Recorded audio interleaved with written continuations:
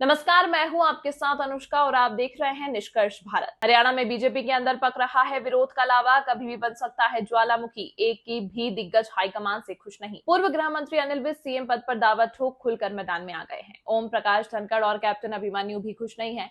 Haryana BJP के भीष्म पितामह माने जाने वाले रामविलास शर्मा की हालत टिकट काटकर लाल कृष्ण आडवाणी की तरह कर दी गई है। हरियाणा में बीजेपी के अंदर विरोध का लावा पक रहा है। कब यह ज्वालामुखी बन जाएगा किसी को पता नहीं है। बगावत और विरोध का दायरा व्यापक है। शायद ही कोई ऐसा विधानसभा क्षेत्र होगा जहां असंतोष की चिंगारी नहीं है। मुश्किल दिनों में पार्टी का झंडा उठाने वालों के बगावती रुख से संकट गहरा है।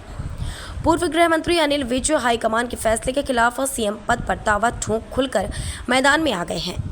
पूर्व दिग्गज ओम प्रकाश धनखड़ और कैप्टन अभिमन्यु भी खुश नहीं है। हरियाणा बीजेपी के भीष्म पितामह माने जाने वाले 5 बार विधायक और 2 बार पार्टी के प्रदेश अध्यक्ष रहे रामविलास शर्मा की हालत टिकट काट कर लाल कृष्ण आडवाणी की तरह कर दी गई है। अपने ही अपनों को चुनावी बिसात पर मात देने पर आमादा है।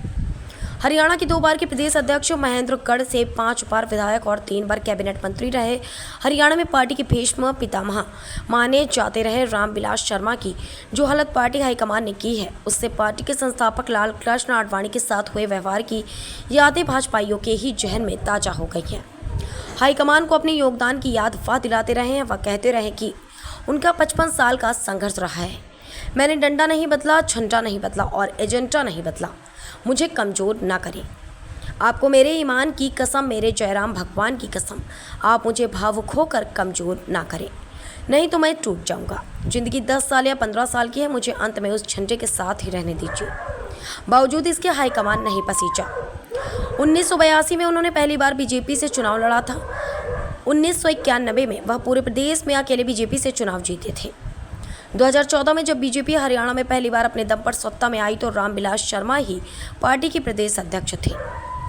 केंद्रीय राज्य मंत्री राव इंद्रजीत सिंह ने भी कहा कि जब वह स्वयं कांग्रेस पार्टी में होते तो हरियाणा में बीजेपी का झंडा केवल रामविलास शर्मा लहराते थे। पार्टी टिकट दे या ना दे, लेकिन उन्हें बेइज्जत करने का अधिकार किसी को नहीं है। अगर पार्टी उन्हें नकारती है तो केवल महेंद्रगढ़ में ही नहीं बल्कि पूरे प्रदेश को इससे धक्का लगेगा।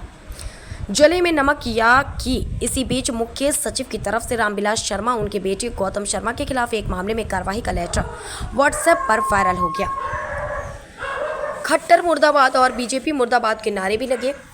आखिर टिकट न मिलने पर उन्होंने अपना नॉमिनेशन वापस ले लिया।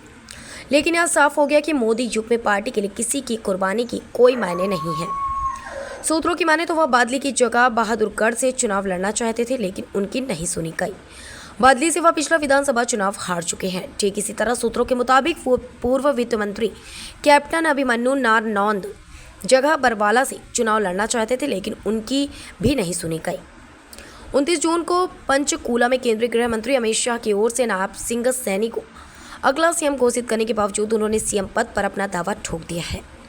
अपना अंतिम चुनाव भाप उन्होंने शायद अब आर पार की लड़ाई का मन बना लिया है। हाईकमान के फैसले के खिलाफ इस तरह उनका मैदान पर आना शीर्ष नेतृत्व को खुली चुनौती देना माना जा रहा है।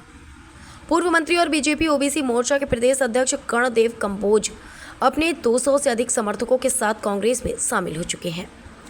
बीजेपी किसान मोर्चा के प्रदेश अध्यक्ष और पूर्व विधायक सुखविंदर माढ़ी ने अपने समर्थकों के साथ कांग्रेस में शामिल हो चुके हैं। 2014 और 2019 में बीजेपी को हरियाणा की सत्ता तक पहुंचाने वाले अहिरवाल का मूड भी इस बार बदला सा है। अहिरवाल ने बीजेपी के खवैया केंद्रीय मंत्री राव इंद्रजीत सिंह भी माने हैं कि चुनौती इस बार गंभीर है। खबर हमारी, निष्कर्ष आपका। ऐसे ही तमाम खबरों के लिए देखते रहिए निष्कर्ष भारत।